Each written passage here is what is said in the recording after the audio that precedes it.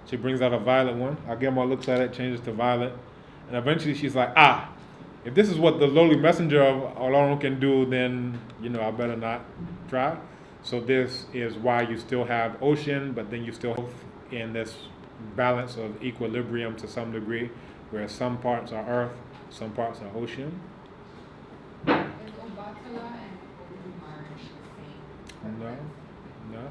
So Oludumare is the owner of Idumare, which is the universe.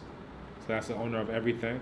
Obatala is one of the Orisha, who is a son of Oludumare, along with the other Irumale, which are the divinities of the skies.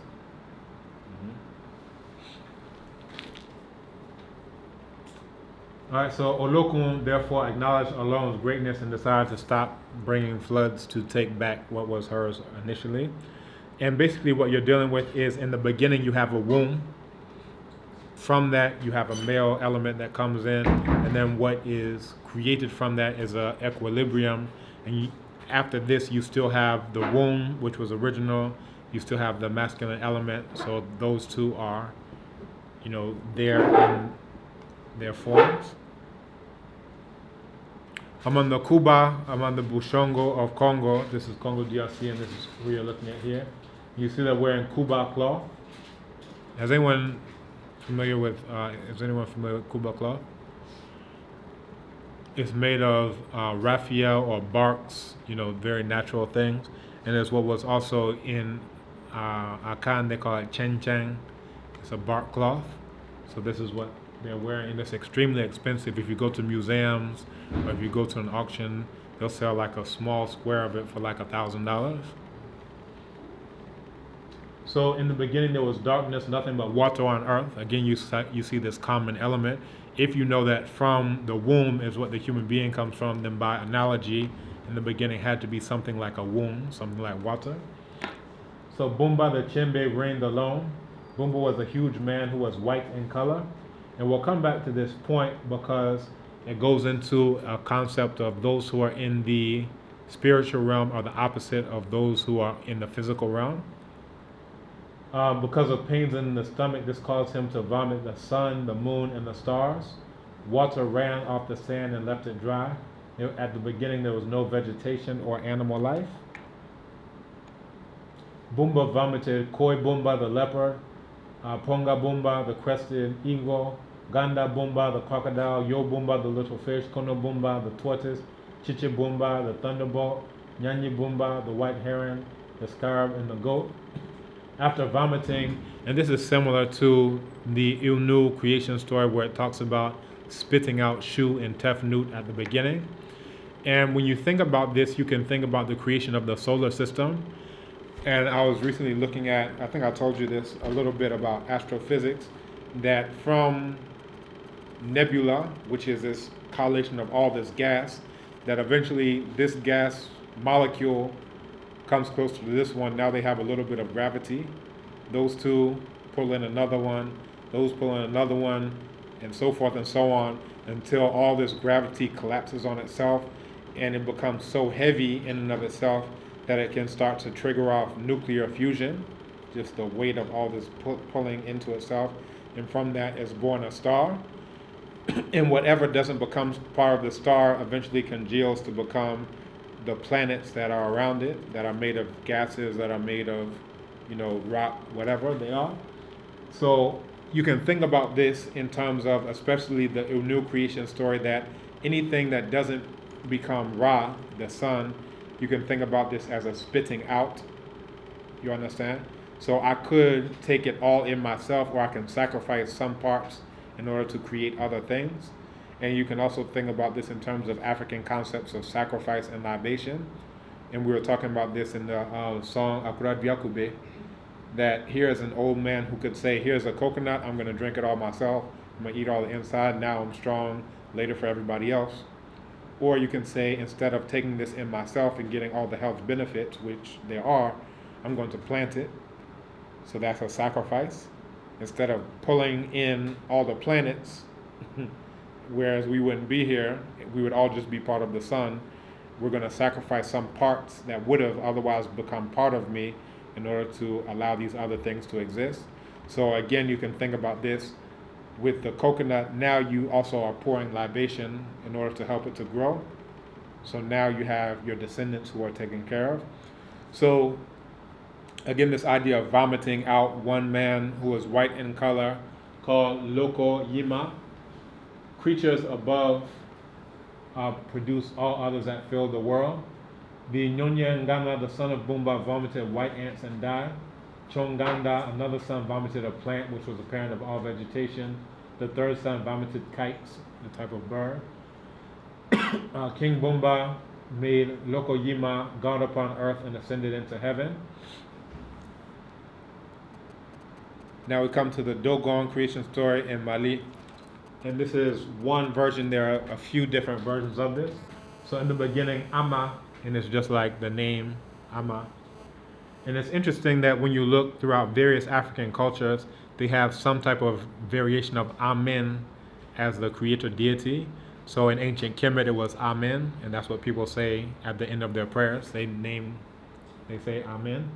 Then you have Onyame, and Onyame is said to be born on Miminida, which is, so that's why they say Chiriampon Kwame, again coming from this. And from that you have Amiminewa, which is shortened down into Ama. So anyway, all of this is coming to this similar source. All the way in Rwanda, they call the supreme being Imana, right? So you can go to various places, it's going to be Ama or Amen. If somebody greets me, if somebody greets me and I know this person is born on a Saturday, I can say Ya, Amen, and all these things. You said Amen in Kemet was part of the verse 8. Mm-hmm. In the Hermopolitan version, yes. Yes. Verse 8. So right. Not a god of anything, really. When you look at ancient Kemet, the word Amen translates to the hidden one. The hidden one. And what makes Amen so powerful and multifaceted is that you could say that Amen is hidden inside of every other divinity. So no matter how powerful your divinity is, you can say, well, Amen is in there, which makes it to some degree superseding various other ones. So in the beginning, Amma existed in the form of an egg divided into 4 parts representing 4 elements. So Kize Nai, things 4.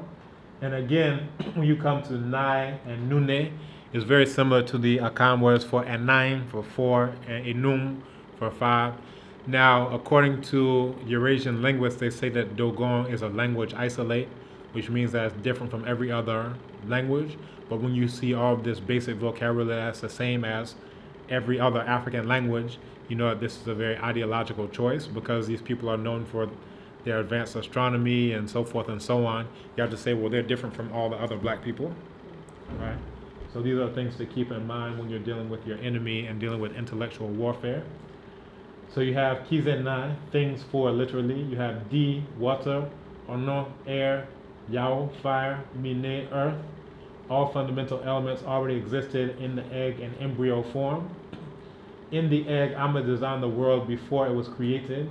Again, in embryo form, all things existed as a thought in the mind of Amma before coming into existence. And water was used to design the world. Now, when you're talking about an egg, and this is the first creation, there's going to be a second creation. What we're dealing with is what's later going to be referred to as a Big Bang theory. Everything coming from a small, tiny point and then exploding out in every direction. And again, you have in the beginning water. Everything existed in the form of a sign or symbol in the mind of Amma. Every created thing has a sign or series of signs as a thought in the mind of Amma. And that's why they can be represented in the signs for divination, which are 256 plus 10. And we'll come to that. And that's why you have altogether 266 signs. And these are combined in various ways to make up all things in the world. This is the first creation. So before this world, Amma created the first world with a seed called Sine. Amma experimented with all the elements in the spinning cap of primeval germs. This is where we're talking about things coming from a spinning origin. So this is a basis to future life. However, the very first creation was imperfect. So here you have a creator who can do things that are not perfect, and that's fine. The water used was thrown out of the mixture as a spinning cap exploded. So again, you're having what you are referring to now in science as a Big Bang, but you have this concept coming from African people before that. Water was the most basic. From this, Amma abandoned the first attempt and made a second, however kept the sine seed. So now we're coming into the second creation. This is the one that we're all descended from. So Amma used the smallest of seeds called Po, which is also their word for Sirius, which is, according to modern science now, initially it looks like just one point of light, but after telescopes they were able to discern that it's actually a binary star system according to modern science. But this is what the Dogon were talking about without any telescopes or anything else. And their festivals, they're acting out this binary, was a binary system to modern science. However, the Dogon say it's not only two, it's actually three. So now modern scientists are looking frantically to try to find this third one. They're like, how did they even know it was two? We just found that out. So if they knew that it was two before we even knew it, let's listen when they're saying it's three and keep looking for it. So all of this was inside the primordial egg, which was Amma's womb. Now, this is where we're coming into concepts of feminine and masculine both being necessary, because you'll come to a point where Amma is seen as feminine in the sense of having a womb, another point in the sense where Amma is masculine in the point of the earth having a womb and Amma copulating with the earth in order to create life. So there are feminine elements, there's a womb, but also there's a phallus. So again, you have this complementarity. So Amma created thoughts, which were called Bumo, which had not yet formed an image. The thoughts were identified with the 266 original signs. They undergo development to greater stages of reality, the Yala image, Tonu drawing, and Toi the completed thing. And when we're talking about all these variations that are possible, you can think about it as the chain of Ifa that I showed you before in the video. Here it can be face up or it could be face down. That's just one of the options. This one too could be face up or face down, right? So this is the randomness, but all of these are ordered into create what are human beings eventually and everything else. So when we're talking about these original signs, we're talking about basically what also modern science refers to as DNA.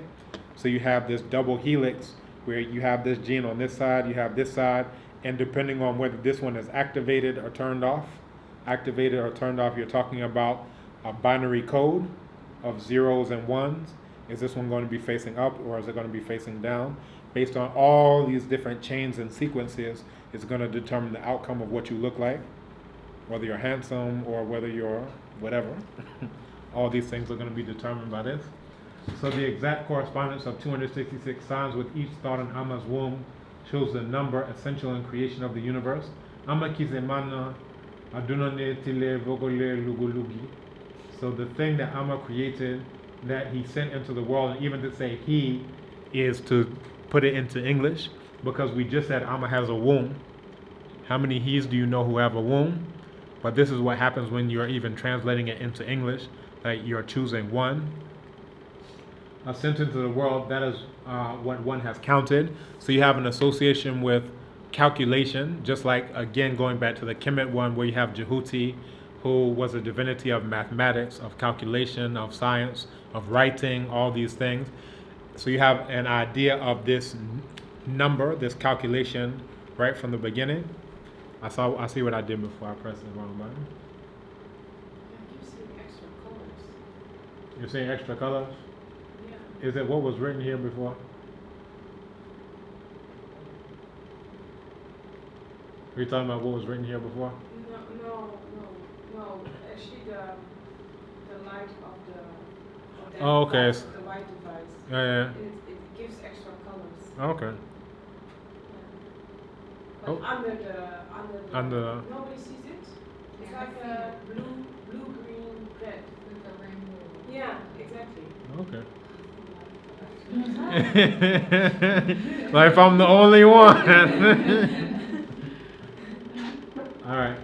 So everything in the universe is therefore assigned a number through being allotted a number of signs. So again, you're talking about what aspects of the DNA are going to be activated versus those that are not. So depending on whether your E5 chain has ups or downs, that's going to determine what comes out.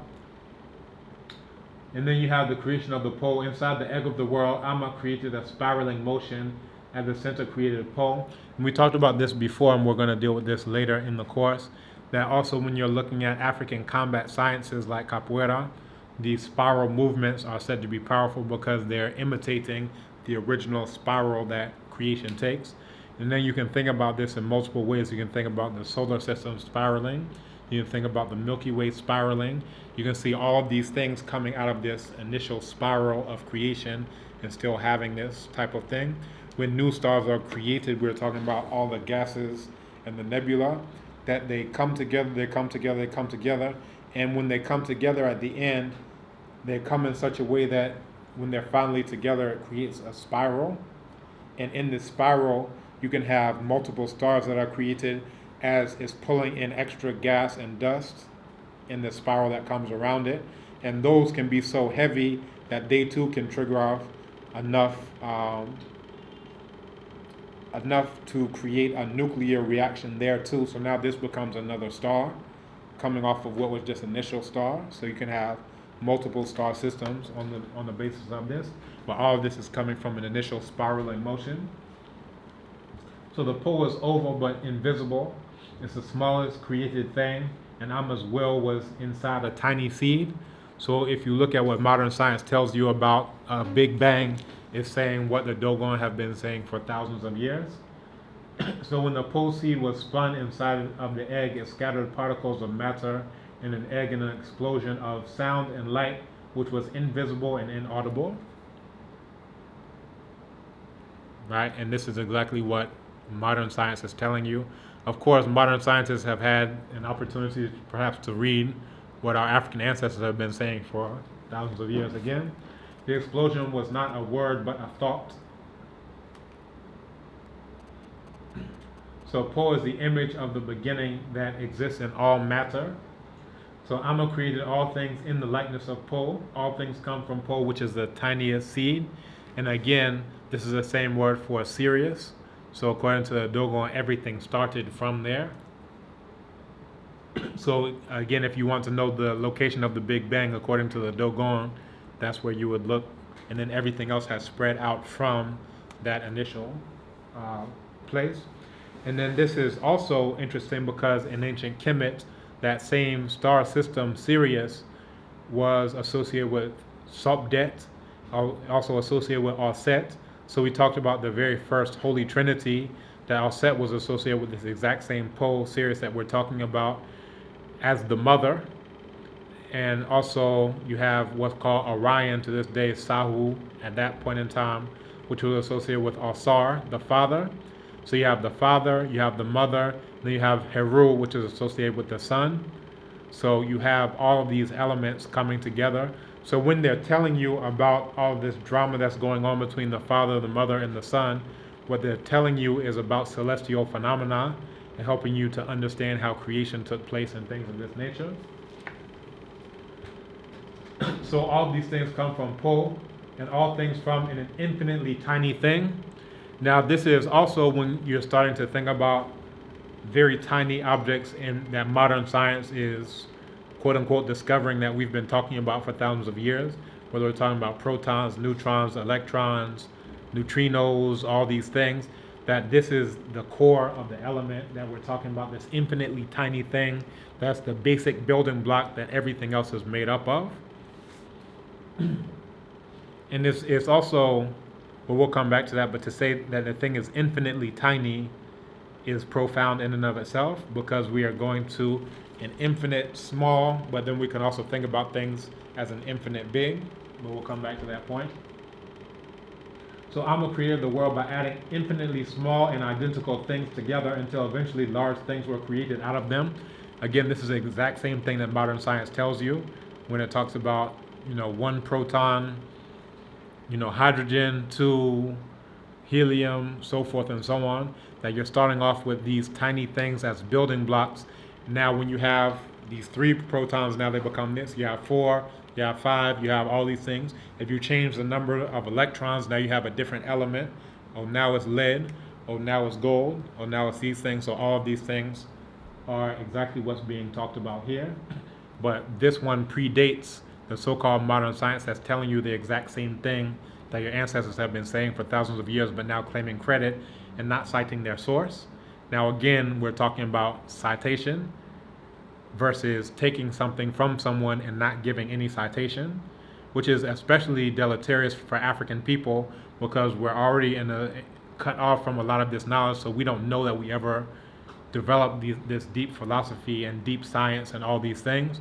So for Eurasians to come up and say, yes, we just created a theory of Big Bang, it's like, but hold on, we've been saying this. Oh, we have this idea of neutrons and protons and this and that. It's like, this is exactly what we've been dealing with again. And again, you have 4 elements: air, fire, earth, and water, and that's what we saw previously in the creation story of the Bamara.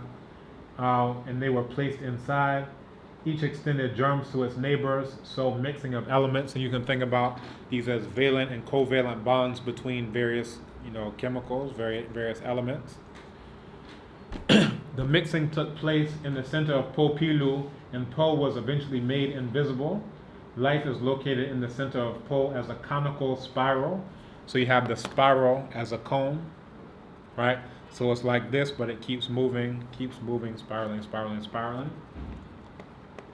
And in this, it also talks about this double helix. So when life increases, it increases by whirling, because that imitates how Amma came out of the egg of the world. So again, we're talking about all these various things that have this whirling motion, from solar system to galaxy to universe to everything else. And we talked about, actually we didn't talk about it in this class, but in Akom, these are spiritual possession ceremonies. You'll see that when a person is going to get possessed, it happens when they're spinning around, right? Same thing in Capoeira. As you're spinning around, you can get into a possessed state exactly like you can in any other spiritual system. And it's because of this spiraling motion of how creation first took place. So what you're doing is that you're imitating this original spiraling motion, and that's how you're able to connect with a larger spirit. That's how you're able to become like a void that allows a spiritual essence to come inside of you. So the mixing of elements cause vibrations, resonances, and evidence of the divine word of Amma. So the word formed the life of the seed. So if you have other creation stories that start talking about the word, again, you can go to the source and find out where this is coming from. And then this is exactly what we're dealing with. And we're dealing with the 8, just like you saw 4,500 years ago. You're going to deal with these 8 parts that came out of the seed. So 1, 2, 3, 4, 5, 6, 7, and then 8 is going to come out, and this is the incomplete one, and that is significant as well. So the resonance is developed as 7 vibrations, 7 signifying the union of masculine number 3 and the feminine number 4, and that's completion, which added together signify future multiplication of beings. And again, in various African creation stories, you have a combination. You okay? If you want water, or you have water. Well, I think water is actually not good. Oh, sorry. It doesn't, it ever makes it worse. Is it cool? Not anymore. Why? Should it be? It shouldn't be. It shouldn't be. That can even contribute to the problem. Sorry. It's okay. I don't want to mess up the freedom. Oh no, it's okay. All right, so that's part of the video. That's the sound effects. So signifying a union of masculine number 3 and feminine number 4, which added together signify future multiplication of beings. So this is the idea that to create life, to be a creator, again, there's a necessity for the masculine and feminine to come together.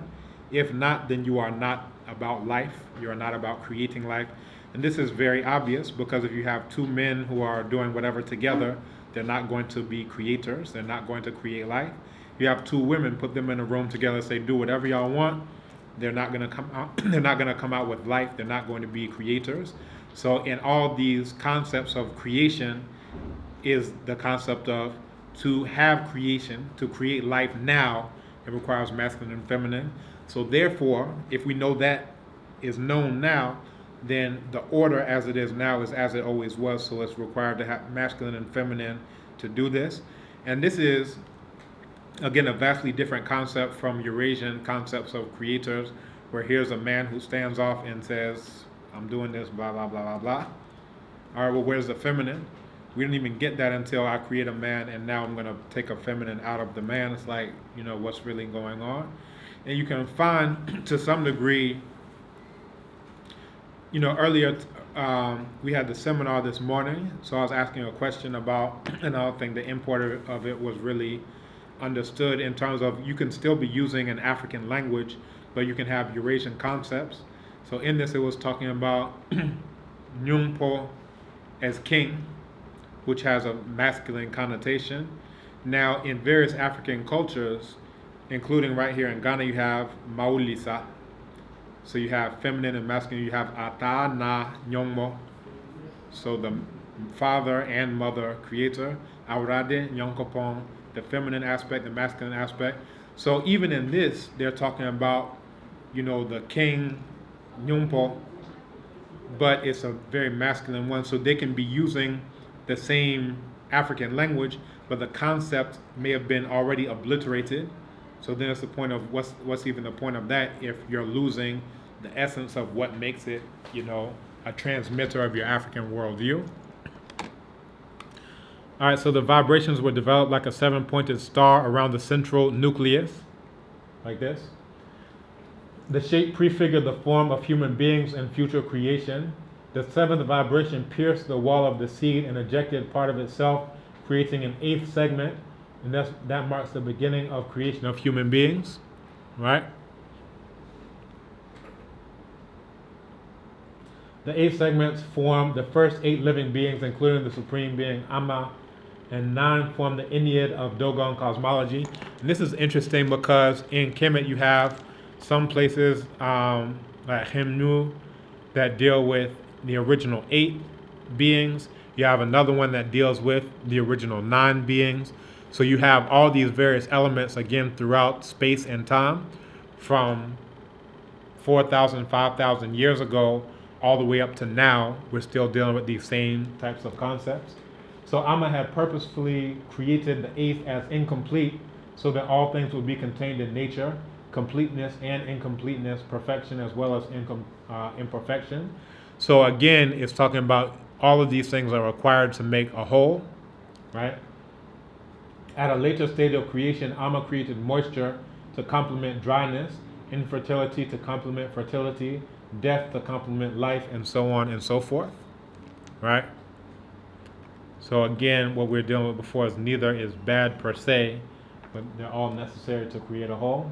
Amma then created 8 seeds. Now the Dogon are very 8-centric, so even their way of counting is based on 8s, right? So it's a 8 type of thing.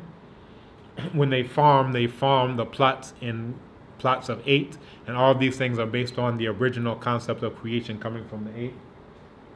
And that's what we saw earlier in the Kemet context.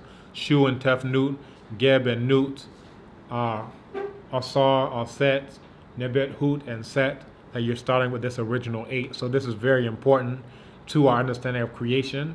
Just as it is for an embryo, we discussed this before, you have the zygote. It splits to become 2. Those 2 become 4. The 4 become 8. And from there, it multiplies exponentially. So the creation of the Nomo. From the pole seed, Amma created a double placenta within which are 8 primeval spirits, water spirits, or Nomo, which are immortal like their creator. The future role of Nomo, Anagono, is prefigured. The first Nomo, Nomodie, manifests as sky power, dispensing rainstorms and lightning and creating rainbows. 4 lines of colors denote the 4 races of humans. And you can also look at that idea of 4 races of humans going back to ancient Kemet.